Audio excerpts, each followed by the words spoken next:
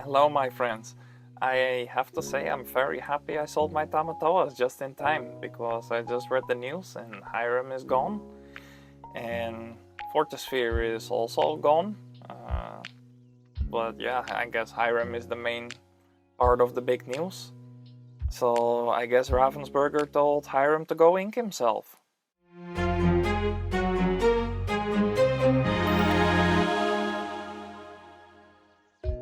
That's definitely going to make a big impact on the current meta. I mean, the current meta is Sapphire, Sapphire, Sapphire, and maybe here and there a splash of something else, but for sure this will make a huge impact.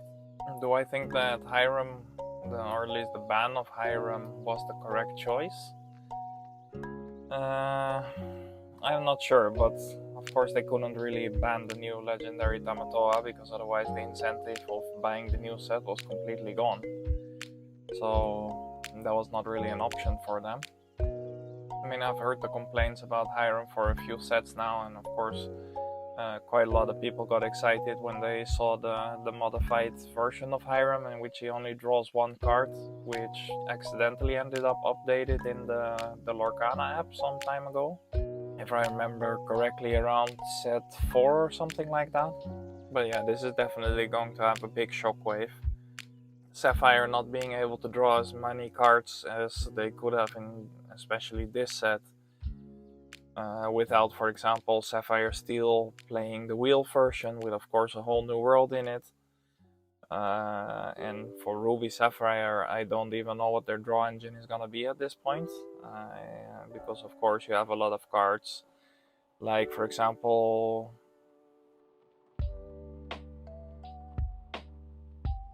Vision of the Future, but of course that's a card that just replaces itself because you have it in your hand and you play it and then you receive only one card back for it.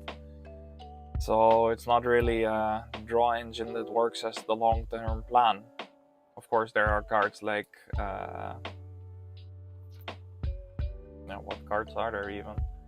You don't have that many options. I mean, you can play Maurice's Workshop in the Ruby case, but you will most likely want to play actions, or at least actions over items, because you don't have that many choices, do you?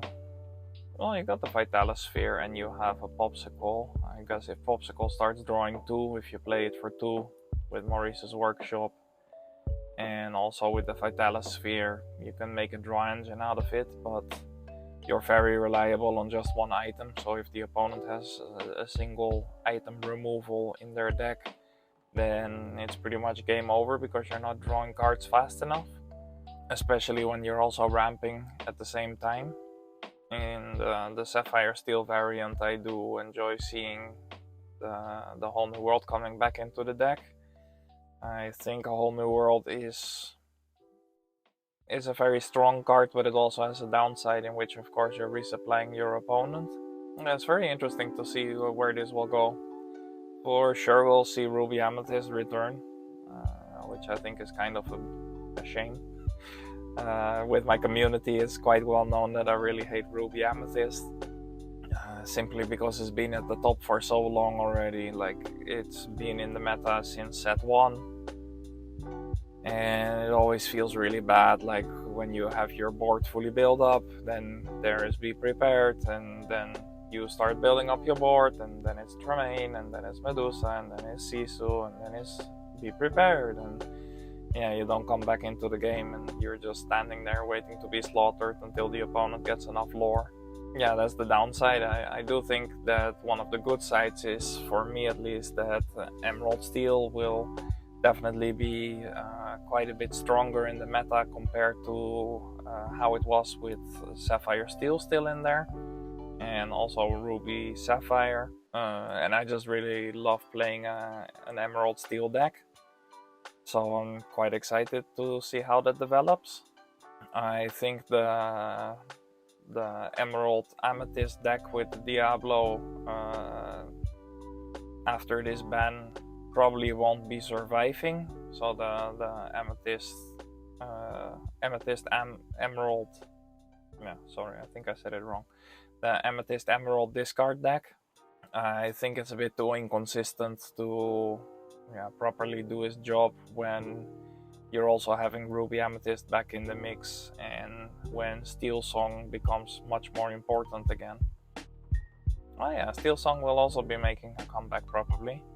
The real question though is because of course Ruby Amethyst hasn't had that many new cards. Will they just return with the deck as it was in the previous set, or yeah, I've seen Ruby Amethyst played so little, I think actually 0 times this set, that I'm not even sure if there's anything really nice to be added to the deck from this current set. But if you have any suggestions, please leave it in the comments. It will definitely be an interesting development. But to return a little bit to one of the questions I asked earlier, do I think that Hiram is the right choice for the ban?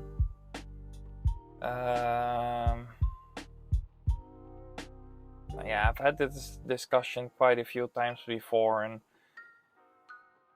yeah, Hiram is very strong. I think his main problem is the 1/6 stat line that he has, which is just really insane, especially for a 4-drop. Drawing the 2 cards for a 4-drop is fine, but he should have definitely had a lower stat. Of course, you can compare it a little bit to Judy Hopps, for example. Yeah, Judy Hopps, of course, also Sapphire card, draws 1 card for 3 cost, and of course it's a 2/3 body quest for 2, which is quite decent, I would say, but nothing too game breaking. And of course Hiram, you got a ridiculous big body of 1/6, which is not too much of a problem for Ruby players to deal with, but anything outside of Ruby, 6 willpower is quite a challenge. And I think design wise maybe they should have switched the abilities around a little bit, in which Judy, when entering play, can banish an item, and you actually end up drawing 2 cards just 1 time, because of course her ability is not a consistent one that also happens when questing. And for Hiram, to have it when he enters play and to have it when he quests, but only draw 1 card from the banishing of the item. I think that would have been a better solution than the current ban. I think this ban might be too harsh for Ruby Sapphire players, as much as I dislike Ruby Sapphire, but I simply have a problem with Ruby. But yeah, I think this might be too much for Ruby Sapphire to really recover from, or at least during this set. Yeah, I don't see them really solving this problem of card draw through the actions that they have. Of course you have the Vision of the Future, but that's just a card that replaces itself. You have Sail the Azerite Sea, which of course draws a card, but it's also just meant to be an extra card you draw because you're going to ink it. I don't think that, what's the name? Chicha will survive long enough in a match, because of course a lot of decks will have songs, a lot of decks will have removal, and for sure that's gonna be their first target to remove.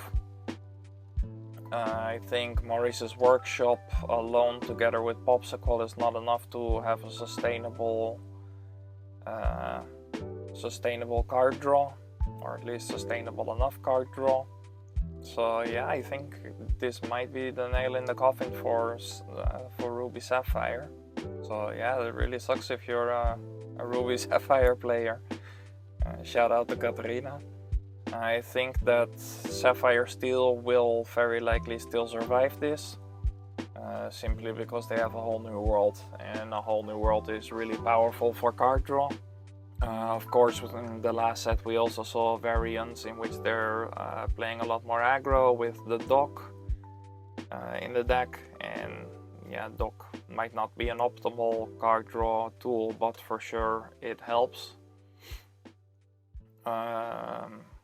Do I think we'll really see a ramping version of Sapphire Steel that is competitive, or just maybe aggro, perhaps mid-range?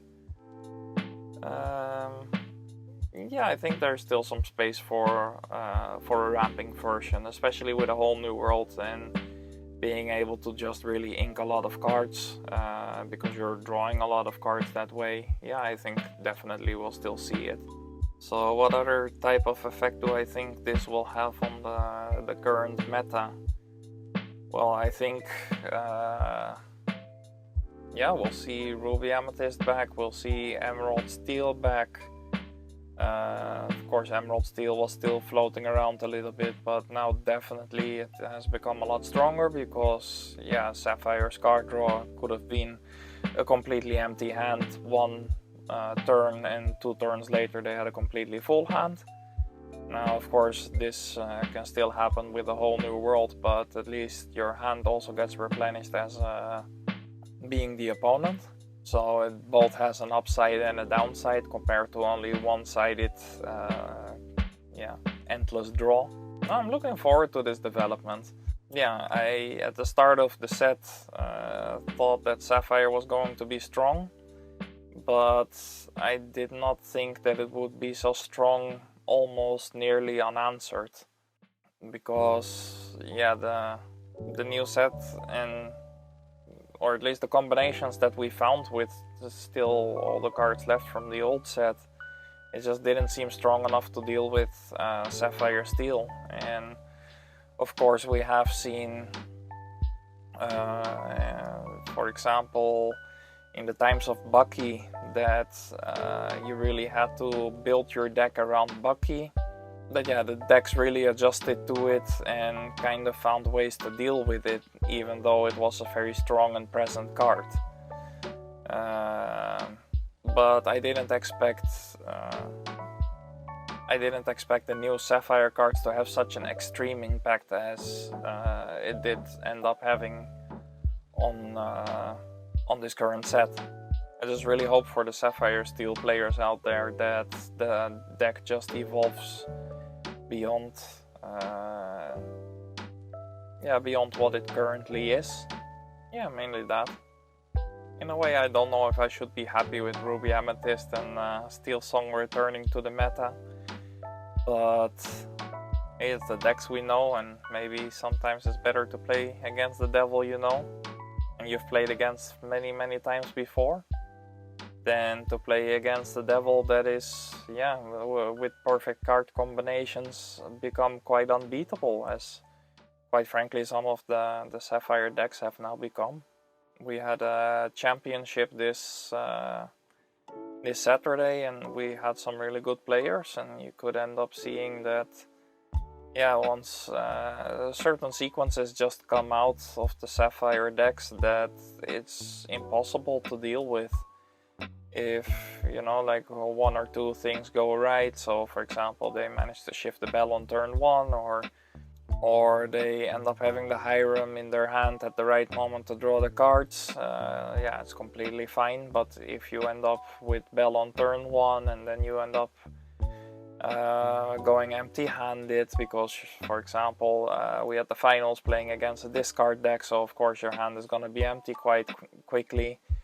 And then you manage to top deck an item, and then you manage to top deck a Hiram, and then, yeah, everything starts going, you know, like your hand starts replenishing really fast, to the point that it's just a bit extreme. I think though that a nerf of Hiram would have been enough compared to the complete ban as it is now. I think this is Ravensburger maybe panic handling a little bit. It's like, okay, we have a problem, there's too much card draw. How do we deal it? Take away the card draw. Instead of saying, okay, maybe we tune it down a little bit, maybe make Fortisphere an item that does not draw a card, so it just gives bodyguard, or maybe put Hiram down to 1 card on play and 1 card on quest, or yeah, something like that. I think banning both cards is maybe a little bit of a lazy way out, but yeah, of course the pressure was great, especially seeing big tournaments in which the top 16 is pretty much Sapphire, Sapphire, Sapphire. So something had to happen quickly and they don't have the time to test play anything. But yeah, I guess with the ban of Hiram, there is still Judy, Hobbs there if you want to have if you want to have a character that banishes an item and draws a card, and I believe there is also a set 7 1-drop that does that, but I've not seen him played enough times to be sure about that. I think it was this minor villain character from Beauty and the Beast. But yeah, interesting times ahead.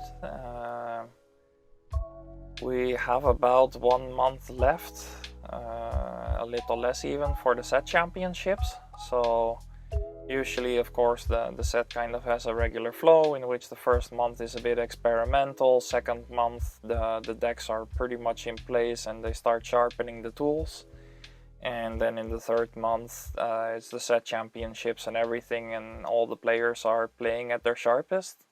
But yeah, we're going into set championships basically on month 1.5 of this this completely new meta that is going to form. So it will definitely be interesting, and I wouldn't be surprised if there are new decks coming that might surprise during the set championships, in which people have experimented and that there hasn't been enough time yet for it to reach the real meta, but that people still find small success with it. Like, for example, last set you had the Kiwi Bird deck, which came quite late into the meta, but still managed to do very well during the set championships. Of course, I was playing my own mid-range Sapphire Steel deck, which was using the Alice a lot, which was also in the Kiwi Bird decks, and a lot of people did not recognize the cards and they didn't know how to play against it. And yeah, that was some real benefit for me also having that card, and a lot of people not knowing what to do with it. But yeah, I'm rambling on a little bit, going off subject, but yeah, I think this set is kind of getting a second release through this banning, and it will definitely be interesting to see what it does. Having said all of that, I would like to finish this video by saying I would like to do a giveaway with everybody that subscribed to this channel. I hope to end up reaching 500 subscribers one of these days. Probably not too soon, but hopefully by the time the new set starts rolling around. And yeah, because of that reason, hopefully by reaching the 500 subscribers, I would like to do a giveaway. And what you can win is a booster box of the new set, Jafar's Reign, or Reign of Jafar, or what was the name? Jafar's Reign, I believe. Don't slaughter me if I'm wrong. And of course the deadline for that will be the release of the new set. So keep your eyes out, and be sure to subscribe to my channel. Yeah, please subscribe, and maybe you'll be one of the people winning the booster box. So for now, that's it. Big shout out to Roy's Boys. I hope everybody will enjoy the upcoming new meta, and that it will be a little bit more diverse than it currently has been. And go ink yourself.